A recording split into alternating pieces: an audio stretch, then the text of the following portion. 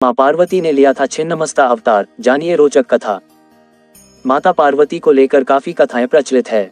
मां पार्वती के विभिन्न नामों में से एक छिन्नमस्ता भी है, जिन्हें 10 महाविद्याओं में से एक माना जाता है। जानिए आखिर किस कारण माता पार्वती ने लिया था छिन्नमस्ता अवतार।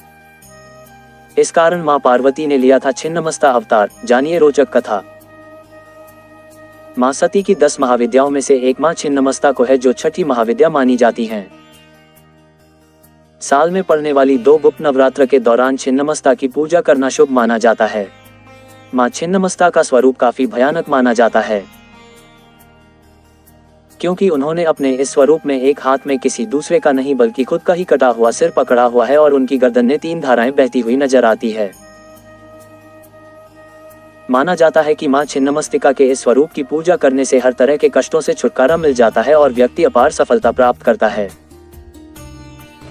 छिन्नमस्ता के बारे में आप काफी जानते होंगे, लेकिन क्या आप जानते हैं कि उनका ऐसा स्वरूप क्यों है? जानिए इसके पीछे की पौराणिक कथा। क्यों मां पार्वती बनी छिन्नमस्ता माता? शास्त्रों के अनुसार माना जाता है कि एक बार मां पार्वती भ्रमण करने के लिए अपनी 2 सहचारियां जया और विजया के साथ निकली। भ्रमण करते हुए रास्ते में उन्होंने मंदाकिनी नदी में स्नान करने की इच्छा प्रकट की और अपनी दोनों ही सहचारियों से भी कहा कि वह भी साथ में ही स्नान कर लें। लेकिन उन दोनों ने कहा कि उन्हें भूख लगी है, इसलिए वह स्नान नहीं करेगी, पहले भोजन करेंगे। पार्वती मां ने उनकी बात सुनकर कहा कि थोड़ी देर आराम कर लो, तब तक मैं स्नान कर लूं। इसके बाद वह काफी लंबे समय तक स्नान करती रहीं। बीच में बार जय विजया ने उन्हें रोका कि मां भूख लगी है, लेकिन माता पार्वती स्नान में मंत्रमुग्ध होने के साथ संसार में करुणा बरसा रही थी। उन्होंने जया विजया की बात को अनसुनी कर लिया। अंत में हारकर जया विजया ने कहा, माता तो अपने शिशु की रक्षा करने और उसका पेट भरने के लिए अपना रुधिर यानी रक्त पिला देती है। मां आप तो इस पूरे संसार की पालक हो और सबकी भूख शांत करती हैं, लेकिन हमारी भूख का आप कुछ नहीं कर रही हैं।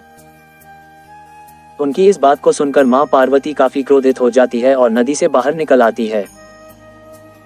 इसके बाद अपने खड्ग का आह्वान करके अपने ही सिर को काट देती हैं। ऐसे में उनके धड़ से रक्त की 3 धाराएं निकलीं, जिसमें से 2 धाराएं जया विजया के मुंह में गई। तीसरी धारा स्वयं मां पार्वती के मुख में आकर गिरी। जब मां पार्वती ने स्वयं का रक्त पी लिया तो वह और भी ज्यादा उग्र हो गईं। ऐसे में पूरे देवी देवताओं के बीच त्राही त्राही मच गई। हर किसी को इस बात का भय था कि अम्बा फिर से काली का रूप लेकर पूरी सृष्टि के विनाश न कर दें।